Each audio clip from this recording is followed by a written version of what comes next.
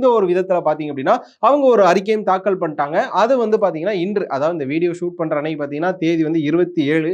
But நீங்க பாக்குறப்ப 28ஆம் தேதியா கூட மேபி இருக்கலாம். அப்படிங்கிற பட்சத்துல ஆகஸ்ட் 27ஆம் தேதி அன்று, அதாவது ஆகஸ்ட் 27ஆம் தேதி அன்னைக்கு யார் யார் மேலாம் கம்ப்ளைண்ட் இருந்ததோ அவங்க மேலாம் வந்து விசாரணை நடத்துறதா அந்த கமிட்டி வந்து ஒரு முடிவு செஞ்சிருந்தது. அந்த முடிவு வர்ற நேரத்துல தான் பாத்தீங்கன்னா முக்கிய நடிகர்கள் எல்லாமே அவங்களோட பொறுப்புல இருந்து தன்னோட பதவிகளை ராஜினாமா பண்றது. குறிப்பா பாத்தீங்க அப்படின்னா மலையாள சினிமாவோட நடிகர் சங்கத்தோட தலைவரான மோகன்லால் அவர்கள் அவரோட பதவியை ராஜினாமா பண்ணியிருக்காரு. இது ஒரு மிகப்பெரிய சென்சேஷனான விஷயமா நீங்க போய் மலையாளம் மெயின் ஸ்ட்ரீம் மீடியாஸ் எல்லாம் எடுத்து பாத்தீங்கன்னா பயங்கரமா ஓடிட்டு இருக்கு.